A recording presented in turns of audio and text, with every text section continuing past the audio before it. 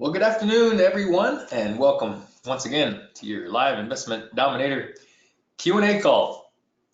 And I see, how you doing, Bill? I see you online there, and hopefully you can all see my screen, which says your questions answered. We're here on this beautiful Thursday, and I mean, it is a beautiful Thursday, November 7th, out here in the Arizona area. It is, I tell you, this is a sweet time of year for us. It's ranges around 82, 84 degrees or whatever, and I tell you, no wind. It's just beautiful. So hope you all are having a great week. And by way of public service announcements, we're just wanted to let you know once again. Let's see, I've already started to have some. Okay, we got some questions coming in. This is great. I tell you, I love it. Just by way of announcements, want to make sure you keep in your calendar, and if you don't have it in your calendar, don't worry, you won't be able to get on the calls. I just did think about earlier in the week that we will be canceling both webinars for next week. So actually, Monday's webinar will be canceled. That's the 5 p.m. And Thursday's webinar will be canceled. Monday, I'll be in meetings, all-day meetings with Jack and company, and looking forward to that because we're going to learn a lot. But at the same time, we would not be back for the 5 p.m. webinar. And then on Thursday, as most of you know, the Maximizer workshop, 2-day workshop, is Thursday and Friday of next week on the 14th and 15th. So hope you put that in your calendars. November 11th, which is Monday, 5 p.m. webinar will be canceled, and the Thursday, November 14th webinar will be canceled. So I did think of something today. If we have questions coming in, by any chance, if I don't get your questions answered today, because we have so many, I have a few that are we're going to answer that came in on Monday. But if I don't get your questions answered today on this webinar, what I am going to do is I have access to your various emails. So those of you that have questions, burning on your heart, if I don't get them answered on the call, I will answer them. I'll just send you an email and get those questions answered that way, so that you don't have to wait an entire, it's almost like over a week, to get your questions addressed. Hopefully that will help, just facilitate answering the questions. And those of you that will be in the Maximizer workshop on next Thursday and Friday, I'm sure a lot of your questions, many of your questions are going to be answered then. So anyway, those that won't be at the webinar, at least you can get your questions answered. And my target is to answer those questions by end of day on Saturday, this Saturday coming up. So today's the 7th, tomorrow's the 8th, so the 9th. By the end of the 9th, hopefully you will have your questions answered. So if you can see my screen there, I think we're good to go.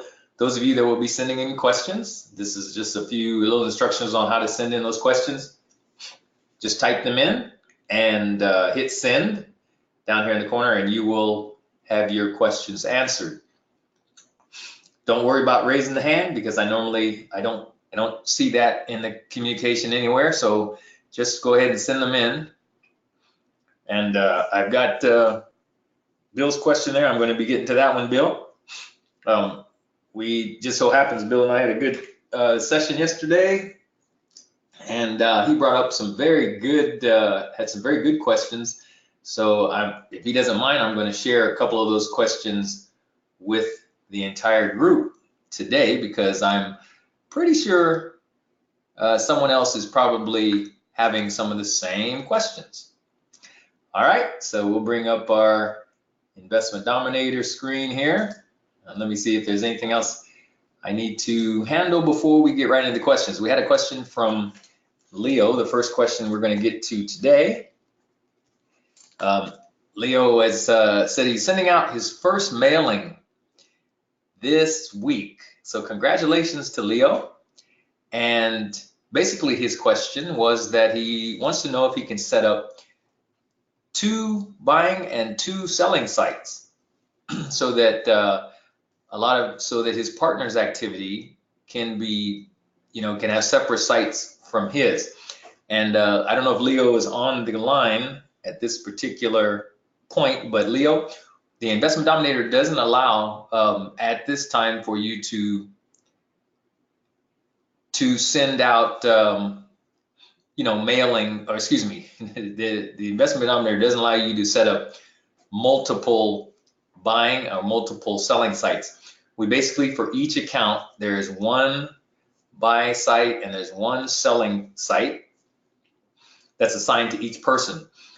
So if Leo, if you are on the line, if you want to tell me maybe your rationale for wanting to separate your activity from your partner's activity, I can give you some insight in the best way to do that. If it is for the fact that you want to separate your activity, so you want to know which records your partner may be getting profits from, or interacting with the sellers and then maybe selling that property, you can do that within the Investment Dominator if you wanted to do something like that. And the way I would do it, if I wanted to split up my activity in the records, let's just say you have, you can see my screen here. Going to look at all the prospects. Okay, it's taking a little while here to come back. Make sure. Okay, let me log out of this one because that is not the right account. That's why it was taking so long. I was in the incorrect account here. So let's see. There we go. That's better. Okay. So let's just say that, we have these prospects that are coming in, and let's say these prospect records actually turn into deals where someone writes back in, or they call back in and they say, hey, I'm interested in selling that property, and so I want an offer on that property. So obviously, one of these records would go to pending preliminary research status. You'd move it to pending preliminary research status and do your initial analysis, determine what you're going to offer on that property. And then if the customer were to accept your offer, then that particular property would then go up on your website. Now, when it's on your website, if you want to know like which properties would be for partner A and which properties would be for partner B, you could control that by way of a tag. I mean, it's something as simple as that. And if we edited, let's see, I'll show you, even as you import those records into Investment Dominator. And this is, I think we have a question here about tags. So this might even answer that question, but just in case, let me go on and bring up some records here so you can see exactly what I'm talking about. Let's see, imported. Yeah, let's we'll use this. Okay, so we have in this import record, now this particular import record, we're tagging a particular, in column R here, we're tagging a particular county. So it's check Sonohomish County, and that's the date on the county. But this tag could be used as well, and if you want to do multiple tags, all you have to do is separate them by a bar. But let's just say you want to, this is going to be, let's see, partner A.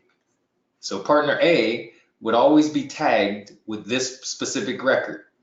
And let's just say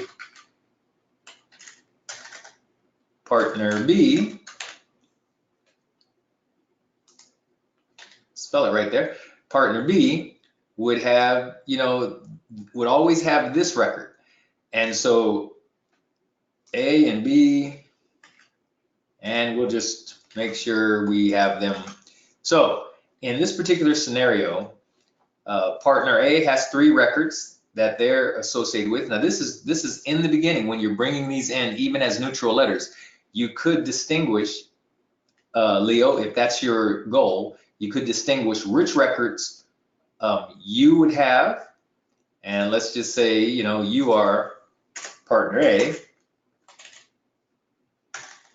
So we'll just put Leo on all partner A's. All right. So this could distinguish you could tag yourself or tag your records with your actual name. I'm not sure if this is exactly what you're after doing or not, but if you wanted to somehow distinguish your activity from your partner's activity, this would be one way to do it. So now when we import this record into Investment Dominator, choose the file, obviously, we're going to import that file and we upload the list. Okay, we got our 6 records that came in. One had an invalid type. In any case, these records are now in the Investment Dominator, right? And as we had stated earlier, Leo's records are going to be, Julian Kitters and Nelson Oppenheimer. That's so this should be a Leo record right here. If we go in and we edit it and we look down at the tag, this is a Leo record. So this tag will follow this particular record all throughout the deal flow. So if this prospect record ends up yielding profits and yielding a pending preliminary research where they go in, you do your analysis, and then they accept the offer, all the way through the deal flow, we always know that this is for Leo. This is one of Leo's records. Now that's just one way to differentiate the activity going on on a site. So eventually this record is going to end up in complete ready to sell mode or status, complete ready to sell. We're going to market that. Once we market it, we're going to find a buyer. And if we found a buyer, we're going to open escrow. So all through the deal flow, this record will be marked and tagged with Leo's tag. So he knows when this is sold, that was actually one of his records is sold. I don't know if that's actually what Leo's trying to do, but if that's the case, that would be one way I would do it. The other records obviously would have the other partner's tag on it. One of the second partner would be tagged partner B. So this would be a partner B record, whoever that might be. That's about one of the easiest ways I could think to address that. And so because we don't allow you to have multiple sites in the Investment Dominator for each account. So just want to make sure we have that. And let's see, one more question here before I get to Bill's question. We had Don from Monday also asked a question, and we're 14 minutes in. He asked a question. He said, previously I'd heard that we should only send 1 letter per owner. And he's talking about the neutral letters that go out, and these are in prospect status. And even before I do that, I want to make sure I get rid of these records because I'll be demoing them coming in again. Okay, so I'm just going to delete them out of our system.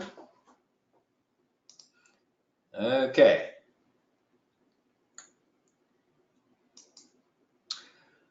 All right, so Don had asked a question. He said, previously I heard that we should only have 1 letter per owner.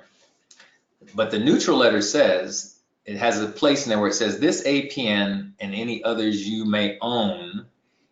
Is that still true? So what Don is speaking about is if we do a generate documents here, this prospect neutral letter, when it's produced and it goes out to the letterprinting.net, all right, for a neutral letter, remember, a neutral letter is the first letter that goes out to your customers, and it says right here, property APN, that's your assessor's parcel number, and any others you may own, right there. So basically, Don's question is that he was saying, is it still true that we're only going to mail one neutral letter per customer? So let's say this Ellis Ferguson, which I just know she happens to own multiple parcels. So the question is, do we just send one letter? And that is the answer. The answer is yes. You just send one letter. You might only reference one APN. Even if you know that this customer has multiple parcels, or this is the owner of multiple parcels, you just send one, because remember, all we're trying to do on our initial contact is see if the person is even interested in selling any of their land that they might have. And so that's all the neutral letters is for, and usually there's only one address in the county file for the record, the person who's the owner on record. So even if you have multiple owners, they might be listed in the county records, but you're still only going to have one address that you're going to mail to. So again, this is only, your prospect neutral letter is only so you can see if they're even interested in selling the land. And it's been our experience that if they are interested in selling their land, you don't even have to ask them about their other properties. When they write you back or when they call back and say, yes, I'm interested in selling you one of my parcels, they will specify. We've had people come in, I edited a record, we've had them come in and they even told our, Pat Live takes all of our neutral letter calls, but they even had Pat Live put in the property in the parcel number. They've had them put something like and then they'll have another parcel number, something be kind of in the same format, but it might be 1, 2, and then and they've specified 1, 3. So the owner themselves has had Pat Live, our call center, put in the other parcels that they want to sell, or they've also come down in the caller's comments and they'll say, seller also has 2 other parcels for sale, and they'll list them, they'll list the APNs that way. So my point is that you don't really even have to worry about knowing if they have multiple parcels or, sending multiple records. You only send one record to them. They usually will get back with you and let you know that they have multiple parcels they want to sell. So hope that addresses that question for you, Don. And then let's look at Bill's question. He says, okay, Bill is saying, how can three people work simultaneously on the Investment Dominator, uploading data list, exporting to mailing house, and how can they track their own leads? Okay, so I kind of answered that third question on how they can track their own leads, Bill. They can track their own leads by tagging them, their records, and you can do that even before they are imported into Investment Dominator. So the question is, how can 3 people? So you have 3 people work in the Investment Dominator. All right, let's see, making sure I get the question down here. exporting, just being able to do all the activities, uploading list, okay, etc. So three people or more can work in the Investment Dominator very easily. Up here under My Team, if I left click on that, you can see I have multiple users in the system. The realistic scenario here is if I'm working with a Pat Live, I even have a Pat Live representative. Now, forget this Pat Live person up here, because I would never make a Pat Live person, I would never give them admin rights. If someone has admin rights in your system, they can do everything. That means they can possibly delete records, they can possibly add new buyers. I mean, they can look at financial information, they can do everything. So unless they're an equal partner, in your account, on your account, I would not give them admin rights. But if you want to add multiple users, like one or two more users, all you do is come up here and you hit this add user, and then you'll put in their first name, and their last name, and an email address, phone number. These are required fields, and you determine their username. You call them, and also remember, if they're going to be an equal partner that you want them to be able to do everything that you can do, you give them admin rights. If it's a representative like a Pat Live rep, you definitely give them a rep status only, not admin rights. So you determine their username, whatever you want their username to be, and you give them a password. And so when you create their username and you create that, you of course communicate their credentials to them. Then here in the next few columns, as you see, you allow them to delete property, allow them to merge property, you allow them to edit and delete contacts, edit contact information, do you allow them to generate letters, generate offers. This is where you specify the control that they can have in the system. Here's a big one, viewing financial reports. Can they do that? If you don't want them to do that, then obviously, you select no on any of the things which you don't want them to have access to. And of course, then you finish and you add this user. And this person then would be added, and you communicate their login credentials. When they log in, they can basically see a lot of the same things you can see. So you finish, you add user, and then if you want to add another user, you add a third user. So that's basically how you will build the users that are on the system. So again, it's all control. I went under My Team, and then I went add user, selected add user, and I'm left clicking on all of these, and then it brings you into the add user box. Yeah, it's a good question. That's hopefully that will cover that one for you, Bill. And let's see. We had a question coming in from. Oh, okay. I should have actually finished this other follow-up question from Don. Don's follow-up question has to do with so should we still filter out APNs, okay, and only mail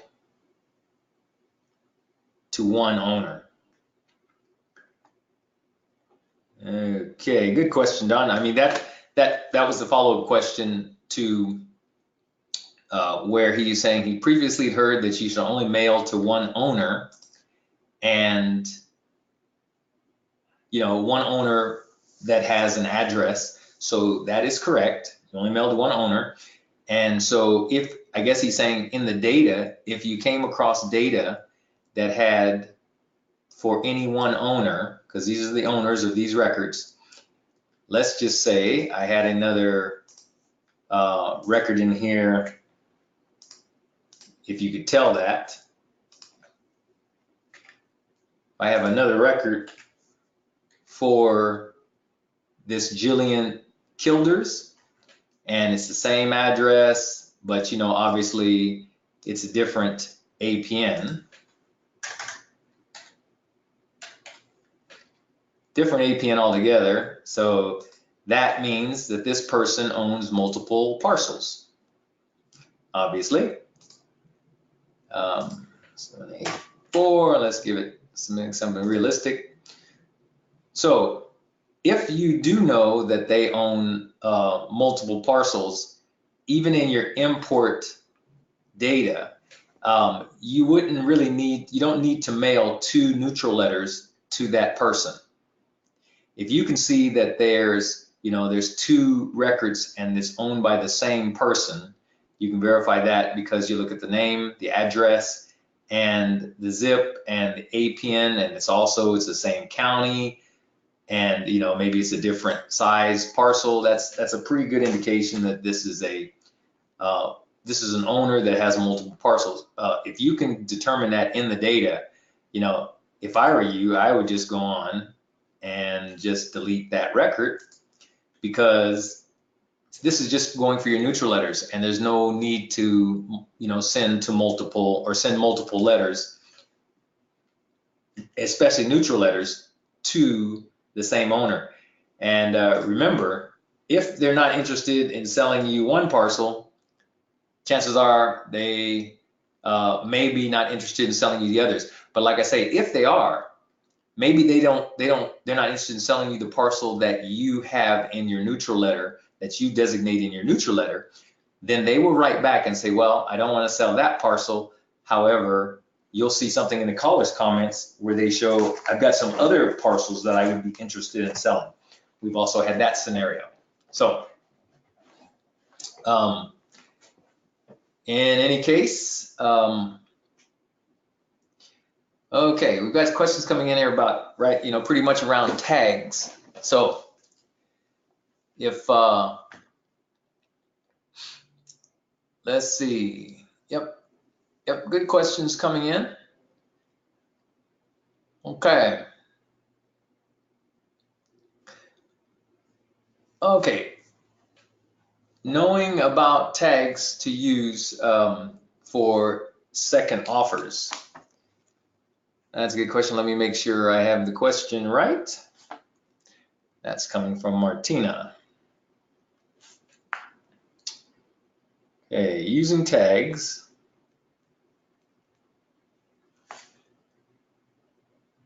to do and track second offers. Okay, it's kind of what I had said in any other good things you're using tags for. Okay, I did express, I just shared one particular way I might use tags in the prospects if I wanted to differentiate between you know, my one partner and partner B. You know, that's one way we could use tags. Now you could also use tags for if you were doing second offers. But remember, if you have any records that you're doing offers, you know, you have offer requests, the records are in pending preliminary research. So what I might do is something very simple. Let me see where my tags are. Let's see, right here.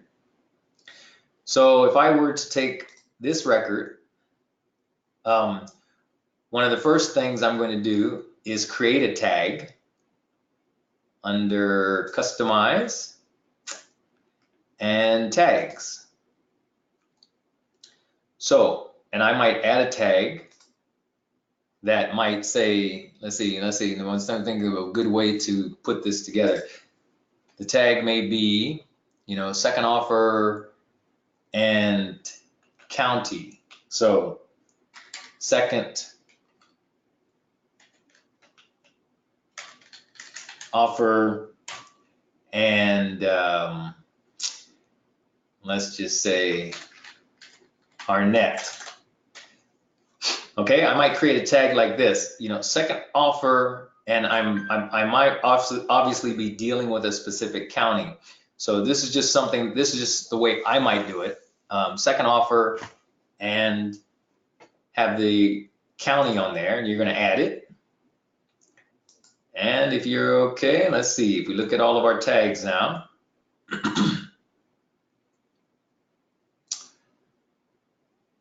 Let's see. Did I get it on there?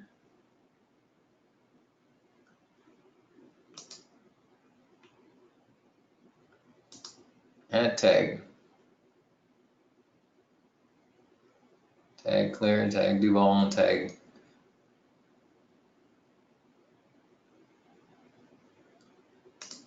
Okay, it must be on it. Yeah, second offer, Harnett. There it is. It's on the second page. Second offer, Harnett. So I have my tag created, and all I did to do that was under customize, and I had tags, and I just said add tag. So now I have a tag that's available for my second offers going out to Harnett. So I guess the best way that you might put that on is you go into all the offer request, specify your offer request. Now you have pending preliminary research, and those records specifically that you want to tag, and they're for that specific county. You just come in here and you select. We're selecting records to make sure you know which records they are. So 239, 249, 253, and I'm specifying this property ID over here. These are unique numbers for each property. And I'm going to come in here and I'm just going to say tag, because I've selected these records, and I know there's 3 records I've selected, and I'm going to choose one of the tags that I've already created. Second offer, Harnett. All right, confirm that tag. So now I just tagged those 3 records. These are offer requests going out, and I automatically know that it was 239. And when you edit that, you'll scroll down and you see my tag, second offer Harnett, is put on this record.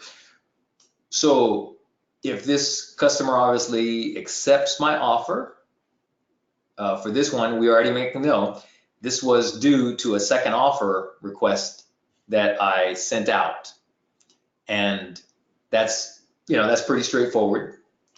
And any records that I have in my system that are pending preliminary research that do not have that tag, I could make the assumption that it's my first offer, obviously, because tags, there's nothing in tags.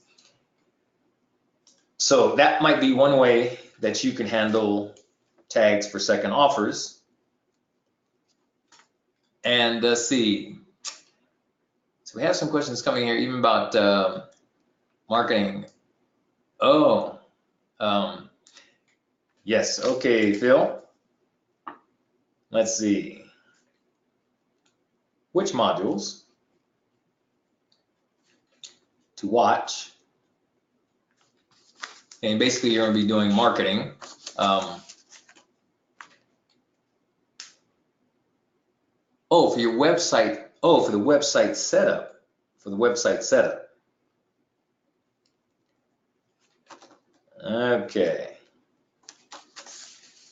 Well, let's see. We've got a number. There aren't any modules, Phil, for the website, specifically for the website setup. The modules actually talk about marketing and how you want to put your listings together. Okay, but if I'm understanding you correctly, you're saying your website setup, which has to do with coming in and setting up, I'm assuming setting up your selling site, which is where you would be marketing those records that you know, you're basically that either want to come in and access your selling site. These are people that are going to buy from you, or setting up your buying site, which is where people that want to sell you their property would come into that site. So now if you're talking about setting up those sites, there's not really a module that is going to tell you how to do that. We've been just instructing everyone how to do that with here in the Investment Dominator course, and that's one of the big 3 items: setting up your website, selling and buying sites. And so I've already recorded a couple of webinars, as well as we have some videos that we have in our system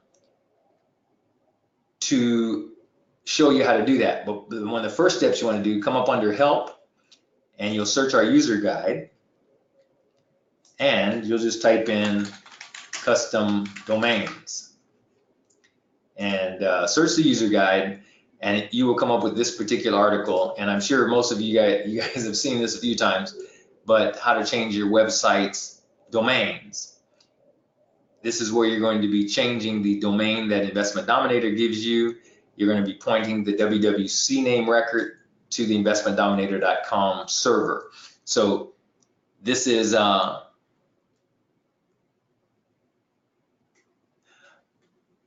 okay. So it's not really about setting up your website. It's okay. Check to see if one contacted you via your website. Okay. That is a little bit different of a question. So let me get to that one.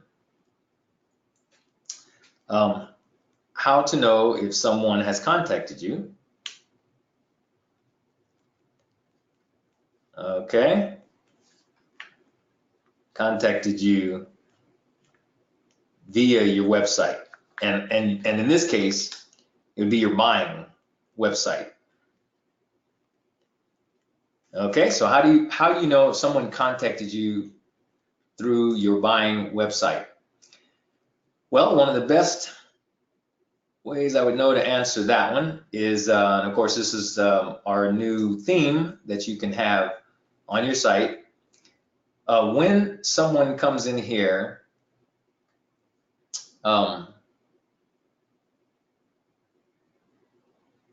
let me think about this. Okay, if you don't want to miss any leads, sometimes somebody's contacted you via your website. Now, are they selling land to you, or are they buying land from you? It appears like you may be talking about they're buying land from you. So, okay, if you want to check to see, okay, selling to you. Okay, so that would be your buying site. And if they come in here and they come into your site and they say, I want to sell, basically they want to sell your land, their land to you, you're going to take this information here, and let's just say if we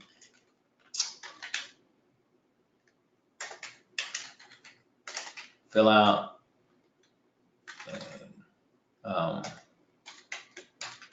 Williams and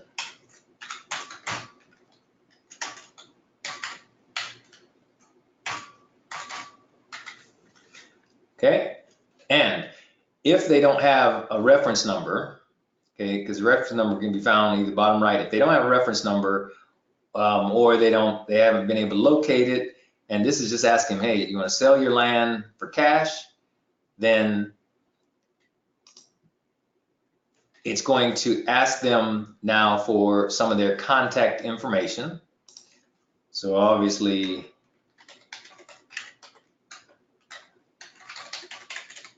they have to fill out some of this information, and certain fields are required. As you can see from this asterisk over here, they'll have to fill out certain fields.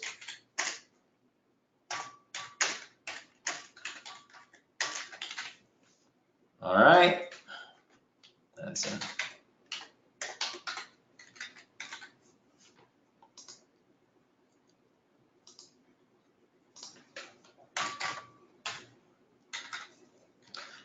Okay, so they're going to fill out certain information, tell you how many acres it is, and whatever they might want to put in here. Hopefully fill out some particulars about the property. If there's power lines, does it have road access? Just they're going to fill out a bunch of information. And one of the things they'll have to do is verify that the form is complete and complete to the best of their knowledge. Anything else they need to tell you about it?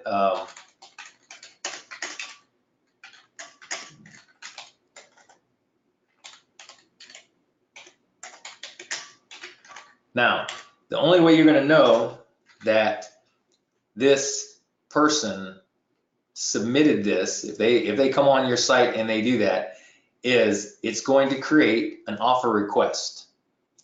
So creating that offer request, okay, please fill out some more fields about your property. So the other required fields, let's see what else is required. Okay, so what county is it in? What state is it in? Let's say Arizona,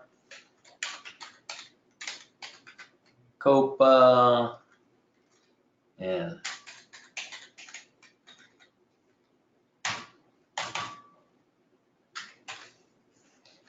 all right. So these that shows up red are required, the county and the property,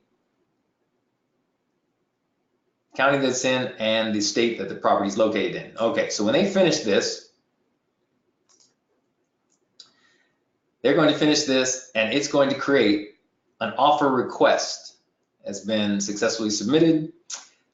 Should be expecting a written offer from us. Now, the only way you're going to know that, if they've completed that, when you go into your land deals and you look at your offer request. All right, so here's a brand new offer request that came in, pending preliminary research status, and it's in Maricopa.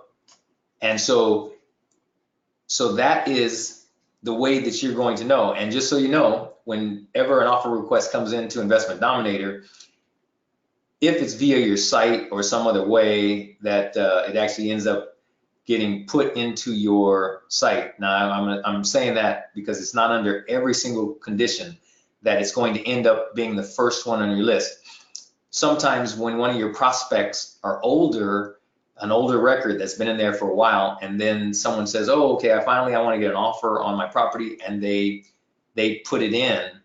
You notice Investment Dominator is going to put it in order by this ID, this property ID number, or when it gets assigned. It also uses the date that it was created. So basically, it puts it in order as it comes into your Investment Dominator. So look at offer request again, and we didn't put an owner's name on here. Well, I thought I did put an owner's name on there. As a matter of fact, maybe I didn't. Okay. So Lynn Williams. Okay. Update the record. And we look at it again. Okay, there we go. So we've got this record in here and it's in pending preliminary research status. It's the latest one that just came in. So you should see it at the top of your list of records now that you need to go do your initial research and determine how much you're going to send this person on that particular parcel. And that's the only way that you would really know that the system is not going to send you an email or anything like that, but puts that offer request in your basket. And of course, if you're looking at these on a daily basis or on a weekly basis, you'll see the ones that come in, like I say, based on the actual date this was created. It'll put that in there, and that's the way you'll know that you have offer requests. So, all right. Let's see what else do we have coming in here. I want to make sure I get some of these questions that are coming in today, since we won't be here Monday or Thursday of next week. Okay, you're definitely welcome, Phil. I appreciate you guys and your questions because it helps many people. Let me see, before I go into this one subject, it's going to kind of take us out. It's going to take us onto another direction here. I'm going to see if I have any more questions around. Okay, Teresa has a question here about mailing out of country owners. Do we mail to owners out of the country? I absolutely mail to owners that are out of the country.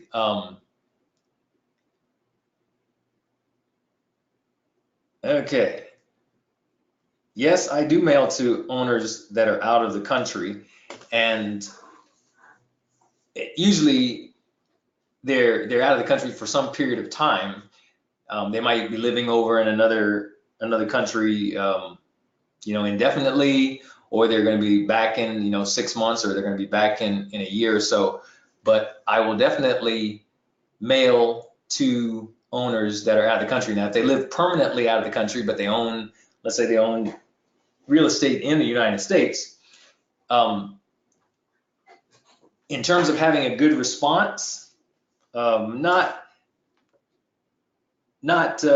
really, Teresa, in terms of I haven't had any deals specifically that I can trace to owners that are out of the country. So now, are there any additional issues with out of the US owners? Yes, that's a good question. And there are some additional issues that you need to be aware of. And okay, once you know, these are more business type questions, but we try to address them here in the Investment Dominator course as well. There are additional issues with out of state owners or out of the country owners. And there is a few issues when it comes to signing the warranty deed. Let's say you do a deal with an owner that's over in Germany or over in, so just some other country. The issue comes when you have to sign the warranty deed, because, in signing the warranty deed, let's say you do a deal, you have a buyer that's going to buy this parcel, but the owner of this parcel is over in Germany.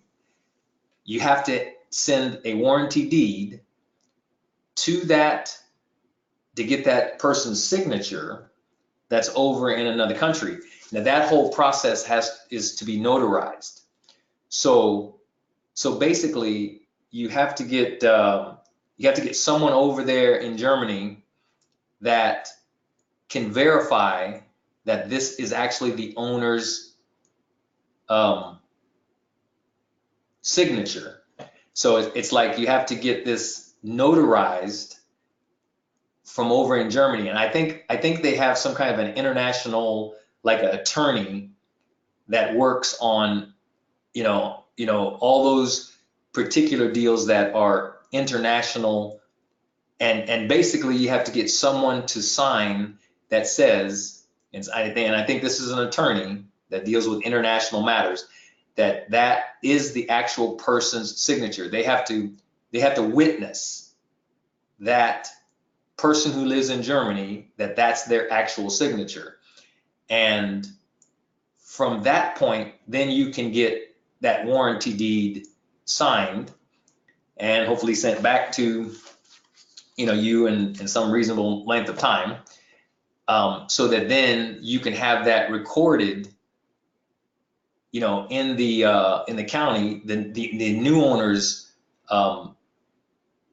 warranty deed would be recorded with the county, and you could finish the deal. You could close on the deal.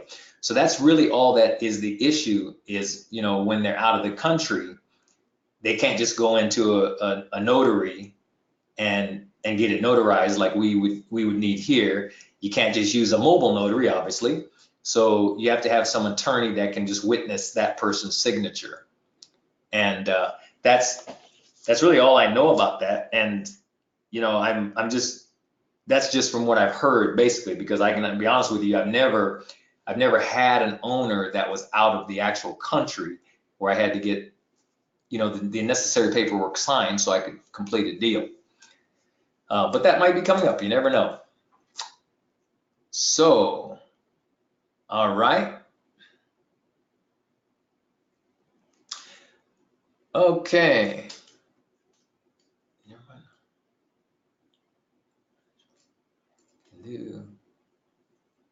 Oh, yes. Okay, Phil. Yeah. Okay, Phil also was asking a question from a previous class that we had, or previous webinar. I did check it out, and I put on, it wasn't Monday's webinar. I think it was either last Thursday, oh my gosh. So this past Monday was the 4th. So it would have been the 31st. The webinar of the 31st, Phil, I think if you go and weekly live Q&A calls.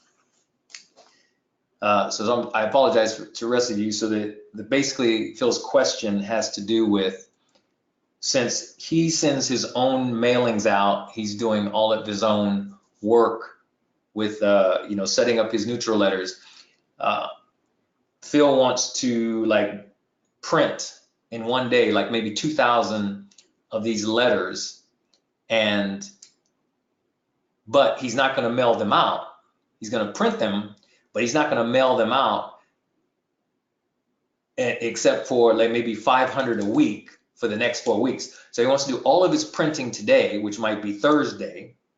Today, Thursday, he would print and stuff and get ready to mail out 2,000 envelopes or 2,000 letters, but he's only going to send them out 500 at a time. So there's going to be 500 he sends out next week, 500 he sends out the following week, and 500 he sends out the following week after that. But he wants to do all of that up front today. So Phil, what I did put in place, and I think it was for the 30, maybe it was 1028 webinar. Maybe that was it.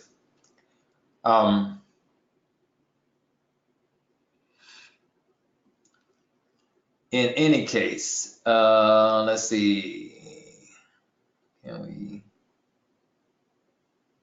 Generated. Okay, this is the 4th, this past, so it would have been the 31st. So it would have been on the 31st. That one is going to be published. That'll be published by close of business tomorrow. So sorry about that, Phil. It's on the 1031 live training call. So if you go up under help and then you look at all the training calls, it's going to be the one for the 31st, which I'll have that up here in the next by tomorrow.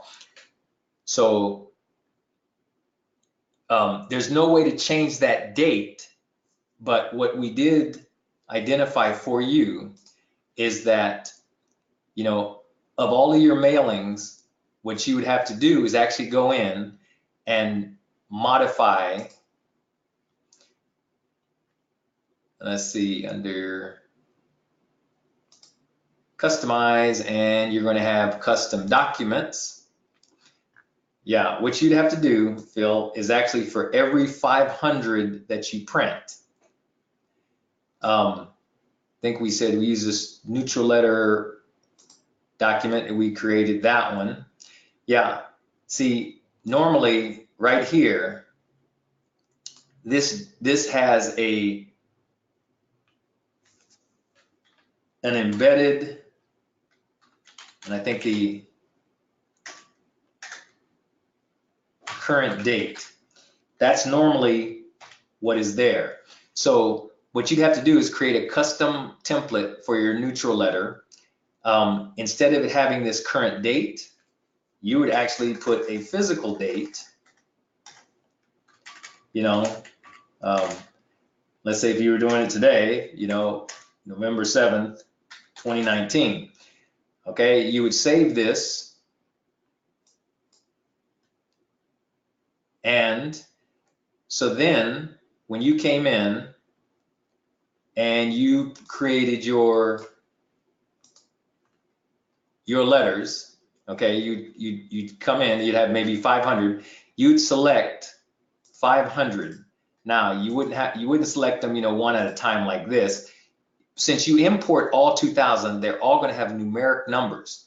So you would then have to come in, you want to search your property ID range from like 1 to, you know, 500. You would select those. All right, and for sake of just pretend, like it selects, you know, your 500 like this. All right, so in the search, and you'd come up and you would print these 500 that would have in your custom area. So when you generate documents obviously at this level. You generate documents here, you have to use your custom template, and you would come down and you say, see a custom neutral letter, where is it? Custom neutral letter 02, yeah.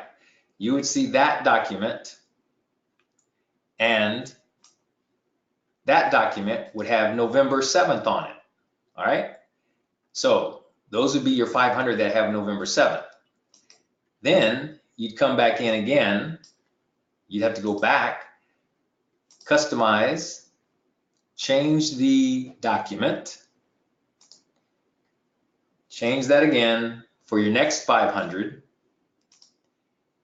and you would change it to November 14th, which would be 7 days later. You're going to mail out your next 500. You know, you save that. You come back into the Investment Dominator again. You select your next 500 by using the search property ID range, and it'd be like 501 through 1000. All right, you would search. It would select all these records for you. All right, then you come back under Generate Documents again, and under your custom neutral letter, those documents, they would print with November 14th. So you're basically controlling, you're creating a neutral letter, customized neutral letter, where you, for every 500 you want to print, you change the actual date, physical date yourself. There's no way to do it systemically or with the Investment Dominator. And that's the best solution that we could come up with for you there, sir. I'm hoping that will help you. That's probably the quickest way we could see to make that happen. So again, when I post the video from the 31st, you'll be able to go in and see exactly what I did.